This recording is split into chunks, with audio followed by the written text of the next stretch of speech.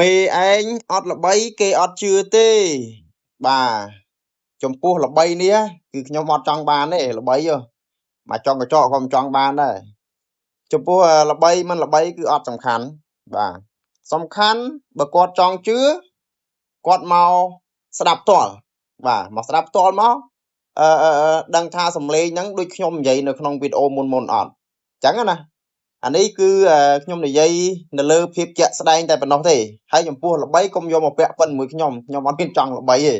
អ្នកណាគេចង់ល្បីនោះជារឿងរបស់គេទេបាទខ្ញុំអត់ល្បីដោយសារតែខ្ញុំផ្ដោតទៅលើការរៀបបាសរបស់ខ្ញុំនេះបាទព្រោះអីខ្ញុំអត់មាន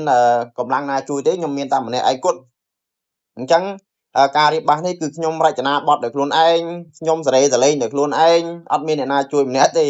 ហើយការតឡើងមួយនេះណាលើកចេញលើកចូលលើកដាក់ចុះឡើងហ្នឹង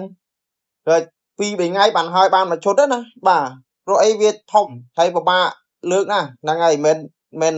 តូចទងន់ស្រាលទេណានេះណាតិចច្រឡំមកយកឈុតនេះហ៎ជិះម៉ូតូមកកុំអីសោះកុំជិះម៉ូតូមកអសោះបើថាដឹកលម៉ដឹក pass app ដឹកអីអាចដឹកបាននេះមិនតូចទេណាមើលគិតមើលខ្ញុំ1 ម៉ែត្រ 7 ជាង1 ម៉ែត្រ 7 ជាងមិនត្រឹមពុះខ្ញុំឃើញទេពោះណាបាទអញ្ចឹងដូចខ្ញុំនិយាយបញ្ជាក់ម្ដងហើយម្ដងទៀតថាចំពោះការជឿជាក់លើអ្វីដែលខ្ញុំនិយាយនេះបងប្អូនមកស្ដាប់ផ្ទាល់បាទមកស្ដាប់ផ្ទាល់មក